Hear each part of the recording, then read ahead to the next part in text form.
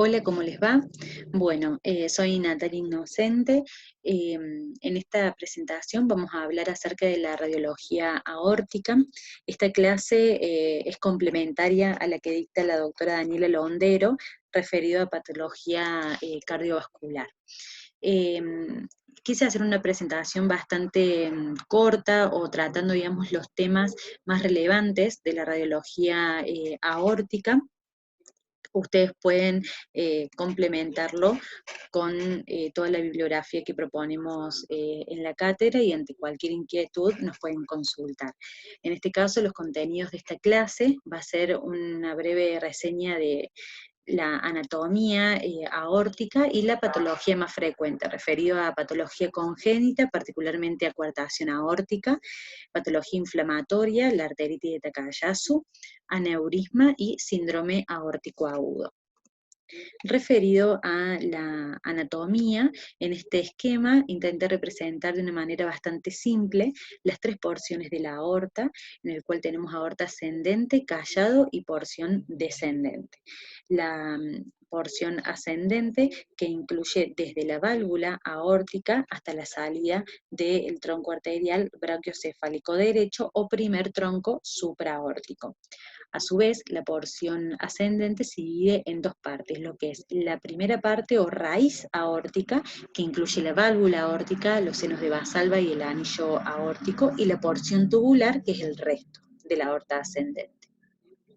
El callado aórtico, que incluye los troncos supraórticos, que corresponden en orden al tronco arterial brachiocefálico derecho, que se divide en arteria carótida derecha y subclavia derecha, la arteria carótida izquierda y la subclavia izquierda. La porción descendente, que incluye desde el último tronco supraórtico hasta el diafragma, ¿sí? Donde luego la aorta pasa a llamarse aorta abdominal. Hay una particularidad que es la primera porción, la aorta descendente, que es la porción del istmo, que incluye a la porción entre la subclavia izquierda y el ligamento o conducto arterioso, ¿sí? Entonces, esta primera porción es el istmo. Solamente para tener en cuenta, vamos a recordar los diámetros máximos que deberían tener cada una de estas porciones, teniendo en cuenta que estas dimensiones van a ser proporcionales al volumen corporal, entonces pueden ser ligeramente mayores en los hombres y aumentar con la edad. La porción ascendente en la raíz aórtica mide de diámetro 3 a 4 centímetros, la porción tubular 2,8 a 3,8 centímetros y la porción descendente 2 a 3 centímetros.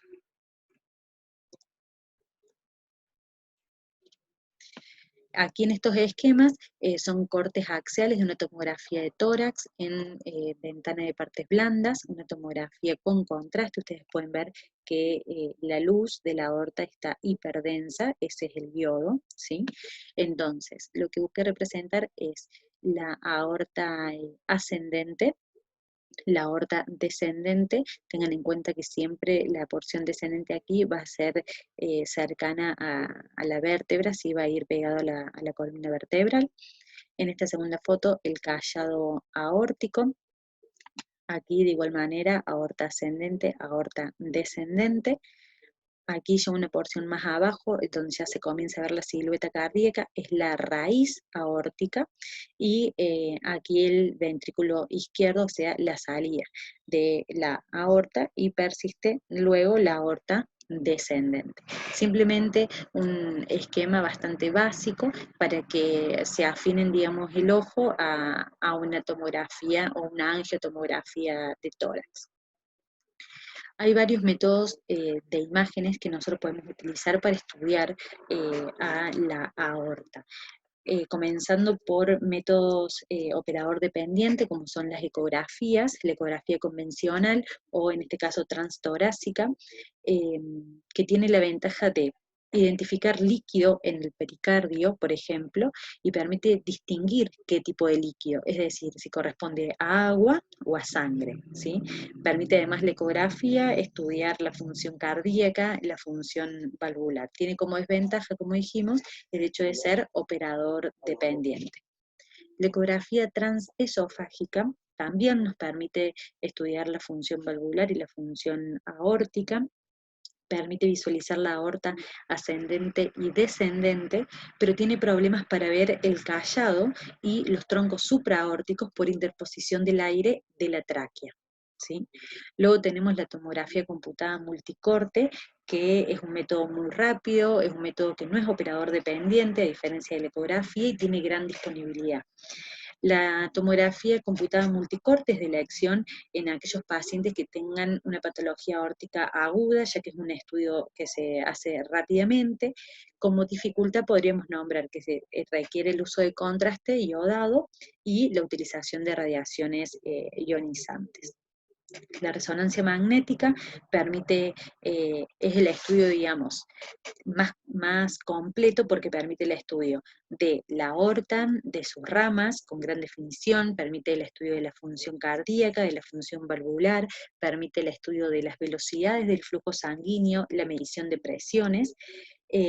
Tiene como desventaja es que al ser un estudio largo no va a estar indicado en aquellos pacientes críticos o en patología aguda, ¿sí? Va a ser la técnica de elección en aquellos que requieren un control periódico de endoprótesis aórticas, por ejemplo. Y el hecho de que no utilice radiaciones ionizantes hace que sea el método de elección justamente cuando el paciente tenga que hacerse estos controles de manera periódica o continua. Y por último podríamos nombrar la arteriografía, que es un método que ha sido, digamos, desplazado por las técnicas previas en cuanto al diagnóstico y el seguimiento de la patología aórtica. La arteriografía permite el estudio de la luz del vaso, pero no tanto de la pared del mismo. Para empezar, con la patología aórtica, en este caso patología congénita, tenemos la coartación aórtica, que se refiere en sí a una estenosis a nivel del istmo, ¿sí? De esa primera porción que hablábamos en la aorta descendente. Esta coartación aórtica nosotros la podemos estudiar por ecografía transesofágica, por resonancia, tomografía, arteriografía, o sea, por cualquiera de los métodos que nombramos anteriormente. En la actualidad es de elección la resonancia magnética porque permite medir la presión en el área de la estenosis y además es menos invasiva que hacer una arteriografía.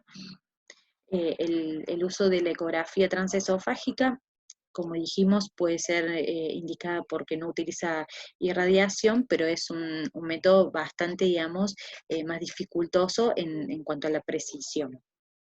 ¿Qué hay que tener en cuenta en la coartación aórtica? Que si es una estenosis mayor al 50% y es hemodinámicamente significativa, va a requerir tratamiento quirúrgico. ¿Sí?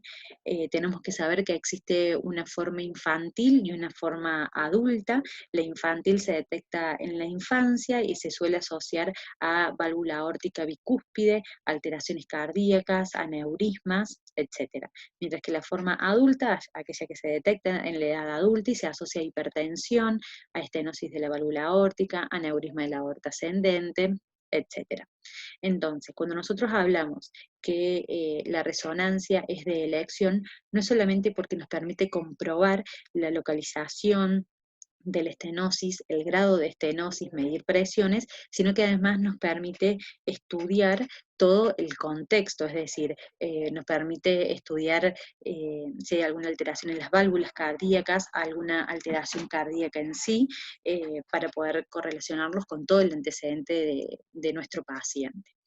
En imágenes, yo aquí coloqué imágenes muy representativas en cuanto a la radiografía de tórax y la resonancia magnética.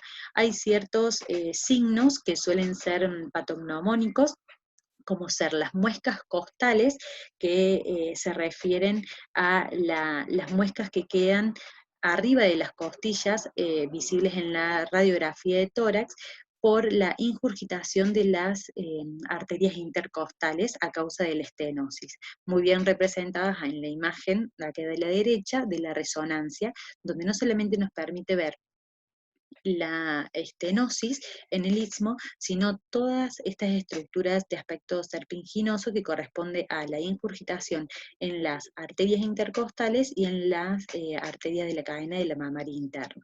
¿Sí? Y el otro signo patognomónico, el signo del 3, que corresponde en realidad es cuando el botón aórtico en una radiografía de tórax se puede evidenciar que tiene una hendidura central. Ustedes saben que el botón aórtico debería ser bien redondito, en este caso tiene una hendidura central y da la morfología típica del número 3. Miren con qué definición se puede ver aquí en la resonancia.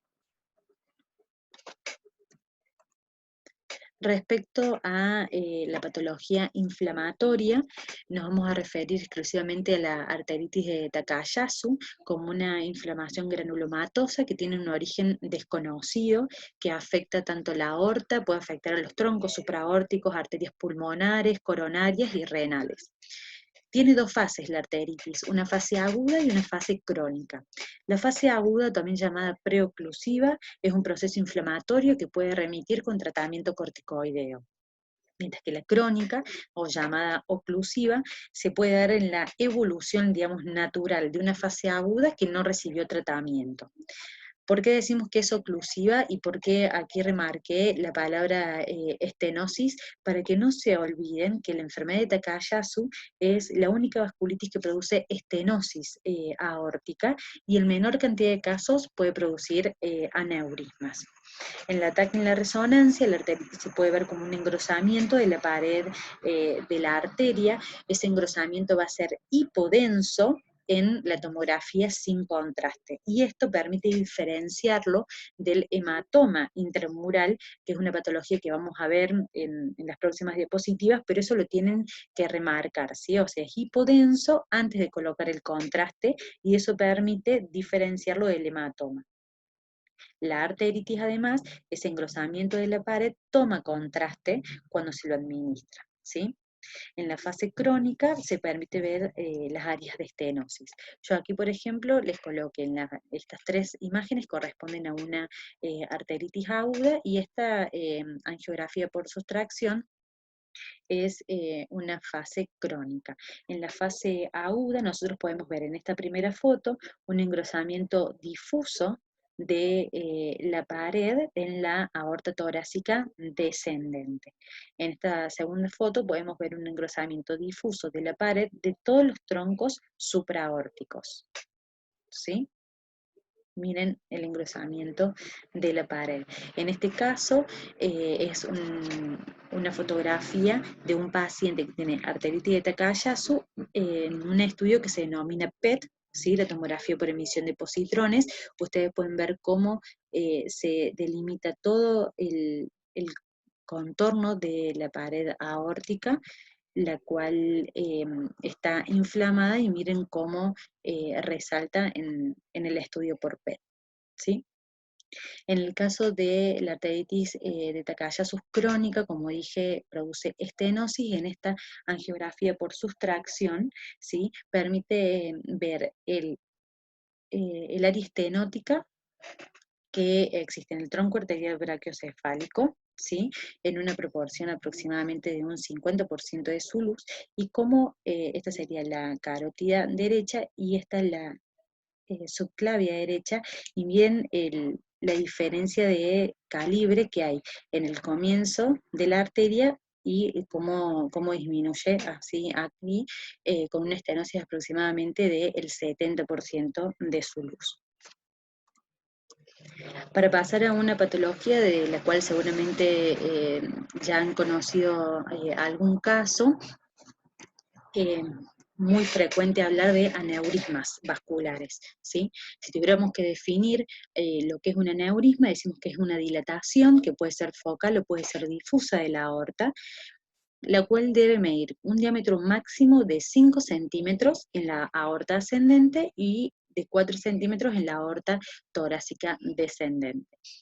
¿Qué sucede o qué hay que tener en cuenta? Los aneurismas que miden mayor a 6 centímetros en la aorta ascendente y mayor a 5 centímetros en la descendente, van a tener mayor tendencia a romperse. También se considera un signo de mal pronóstico un crecimiento de 0,5 centímetros por año, ¿sí? Por eso requiere controles periódicos. Hay varias maneras de poder clasificar a los aneurismas. Podríamos decir lo que es un aneurisma verdadero de un pseudoaneurisma, ¿sí? El aneurisma verdadero es aquel que compromete las tres capas de la aorta, es decir, íntima, media y adventicia, y el pseudoaneurisma es la disrupción de íntima y media, ¿sí? Respecto a los tipos de aneurismas, en este esquema tendríamos un esquema sería un corte coronal, ¿sí? Y un corte axial, ¿sí? Donde vemos las tres capas de la arteria, íntima, media y adventicia. Entonces, para hablar de los aneurismas verdaderos, podríamos decir que existen los aneurismas fusiformes y saculares. Los fusiformes son aquellos que afectan a toda la circunferencia del vaso, ¿sí? De manera uniforme, y los saculares a solamente una parte de la circunferencia del vaso y se presentan como un saco excéntrico, es decir, que va hacia afuera, ¿sí? ¿Qué hay que tener en cuenta? Los aneurismas, la zona que más frecuentemente afectan es la aorta descendente, seguido por la aorta ascendente y por último el arco aórtico. En cuanto a las etiologías, a manera esquemática puse las tres causas más frecuentes, que son la necrosis quística de la media, ateromatosis y el aneurisma infeccioso. De estas tres, por prevalencia, la ateromatosis es la causa más frecuente, ¿sí? La necrosis quística de la media, hay una degeneración, digamos, de las fibras de colágeno y elastina de la capa media de la pared, característicamente afecta a la aorta ascendente y más aún característico la raíz aórtica. Lo que hace es que al dilatar la raíz aórtica, es decir, la primera porción de la aorta ascendente, esta dilatación es lo que se llama ectasia anuloaórtica o la llamada dilatación en forma de pera. Esto es característico de la dilatación de la raíz de la aorta por la necrosis quística de la media. Esto se puede asociar a síndrome de Marfan, a osteogénesis imperfecta, ¿sí? No suele ser algo aislado. La necrosis quística de la media generalmente es asintomática, puede provocar síntomas por compresión, como un síndrome de la vena cava superior, o también trastornos secundarios a la afectación de la válvula aórtica, ¿sí? El diagnóstico se establece por TAC y por resonancia en imágenes, y son aneurismas de tipos fusiformes. En el caso de la ateromatosis, como dije, es la causa más frecuente en la aorta abdominal, principalmente infrarrenal, luego la aorta torácica descendente y por último el callado aórtico. Se asocia a hipertensión, a diabetes, a tabaquismo, a hipercolesterolemia y generalmente son asintomáticos hasta que adquieren o un gran tamaño o bien cuando la placa de ateroma sufre una ulceración y se hace sintomática. Es lo que se denomina úlcera penetrante aguda, que lo veremos más adelante. En el caso de la ateromatosis, los aneurismas son fusiformes. Es importante recordar ciertos signos que nos van a hablar de una posible rotura del el aneurisma en la tomografía sin contraste, ¿sí? Como ser una hiperdensidad, como es la foto que yo aquí les puse en la clase, es una hiperdensidad en forma de semiluna. Si ustedes ven con bastante atención, hay unas zonas que son más hiperdensas, que puede indicar que ese aneurisma está roto. La calcificación es discontinua, ¿sí? Esa calcificación de la ateromatosis es discontinua, y podemos ver que esta hiperdensidad también se extiende a el mediastino, ¿sí? Porque se pueden ver como colecciones periaórticas hiperdensas que indican que ese sangrado ya ha pasado al mediastino y entonces el aneurisma se ha roto, ¿sí? Son pequeños signos de rotura en tomografía que hay que tener en cuenta.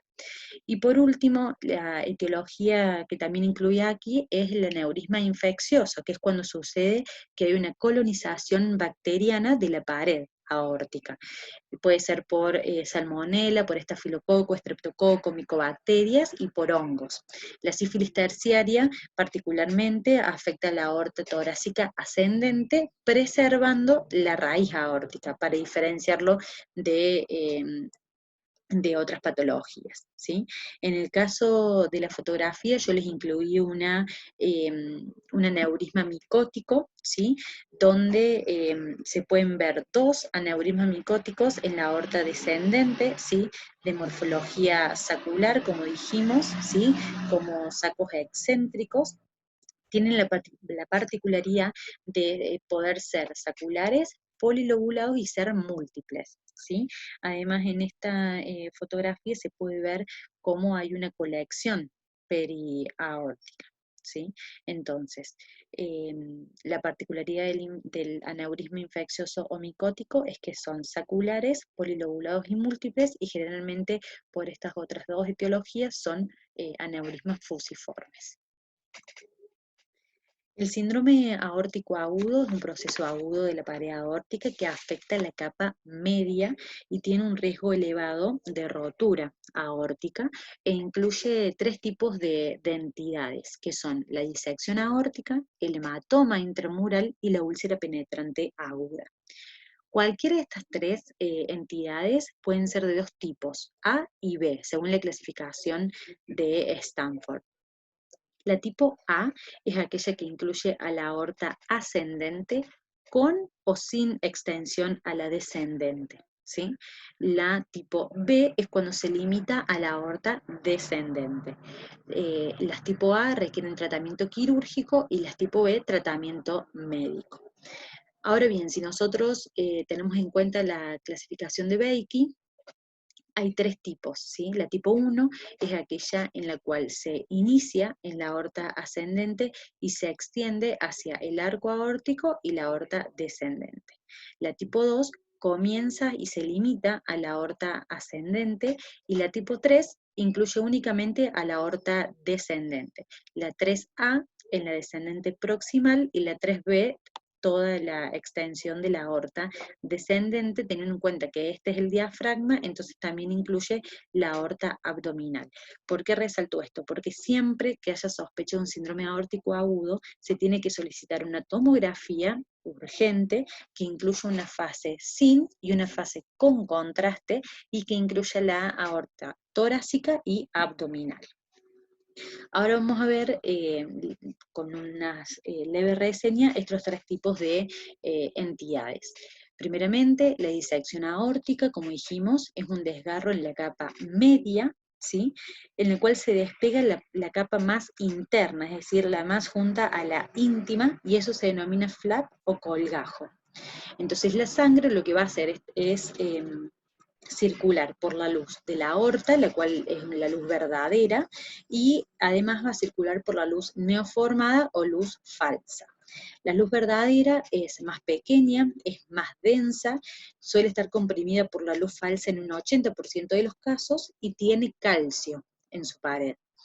La luz neoformada o luz falsa es más grande, es menos densa, puede tener el colgajo de la íntima en su interior y puede sufrir trombosis parcial. Además, la pared no necesariamente es lisa, sino que puede ser ligeramente irregular.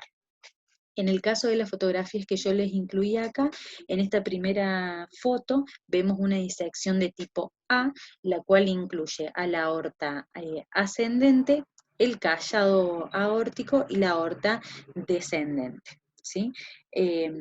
Podemos ver las características de lo que es la luz verdadera y la luz falsa. En el caso de la segunda fotografía, que es esta de aquí, vemos una disección de la aorta ascendente, ¿sí? Vemos aquí que la luz de la aorta descendente está conservada y la aorta ascendente tiene la disección. Vean la diferencia de tamaño entre la luz falsa y la luz verdadera y cómo comprime la luz falsa a la verdadera. Además, en esta fotografía podemos ver cómo hay una extensión de ese sangrado a el pericardio. ¿Sí? En el caso de esta tercera fotografía, es un TAC con proyección coronal, donde se permite ver toda una disección que incluye desde la aorta descendente, incluida, digamos, su parte abdominal, ¿sí? Entonces, vemos que la luz verdadera es la luz más hiperdensa, ¿sí? De hecho, acá se puede ver cómo la arteria renal izquierda sale de la luz falsa, ¿sí? Vean el diámetro que puede alcanzar la luz falsa respecto a la luz verdadera. En el caso del hematoma intramural se define o como, digamos, un sangrado, aquí en este esquema está muy bien representado porque vemos que puede ser un sangrado de la vasa vasorum, de la pared de la aorta, sin desgarro de la íntima, ¿sí? O bien puede ser que se forme ese hematoma por o una trombosis de la luz falsa, ¿sí? O una úlcera, ¿sí? Penetrante aguda que está sangrando, o un traumatismo aórtico, o sea, puede ser un hematoma intramural primario, ¿sí? Por sangrado de la vasa vasorum, o secundario, ¿sí? A diversas causas como aquí he nombrado. Bien. ¿Cuál es la particularidad que hay que tener en cuenta y por qué siempre hay que hacer una fase sin y con contraste? Porque el hematoma, ¿sí? Se va a ver en una tomografía sin contraste, se va a ver como esta semiluna hiperdensa, ¿sí? Y cuando se le administra contraste, va a permanecer hipodenso respecto a la luz del vaso, ¿sí? Tiene márgenes lisos y hay que tener en cuenta que puede romperse al pericardio, la pleura o el mediastino, por eso siempre no hay que ver únicamente la morfología de lo que nos interesa, sino todo, digamos, el contexto de nuestro paciente. En el caso de la úlcera penetrante aguda, corresponde a la ulceración de una placa de ateroma profunda, o sea, más allá de la lámina elástica interna, que además va a formar un hematoma intramural y tiene un alto riesgo de rotura asociado. Es, digamos, posible el tratamiento con endoprótesis. Hay que tener en cuenta, hay que valorar todo nuestro paciente porque se suele dar en pacientes de avanzada edad con una marcada ateromatosis. Hay que tener en cuenta que se diferencia de las úlceras crónicas o de los aneurismas micóticos o de un pseudoaneurisma secundario a un hematoma crónico, porque se acompaña de un hematoma que es agudo, o sea que va a ser hiperdenso en la tomografía sin contraste, y además la úlcera penetrante aguda es sumamente sintomática. En el caso de la fotografía que yo les incluí acá de manera esquemática, es una tomografía con contraste en corte coronal, donde se puede ver una úlcera en la unión de la aorta torácica y abdominal, que incluye un hematoma intramural y cómo hay un infiltrado de este sangrado al mediastino. ¿Ven estas irregularidades de la hipodensidad? Esto indica que la úlcera se rompió, ¿sí? Y se requiere tratamiento urgente. Eso fue básicamente toda la clase, espero que les haya servido y que haya sido clara. Ante cualquier inquietud nos pueden consultar, estamos todos los docentes disponibles, así que bueno, que sigan muy bien.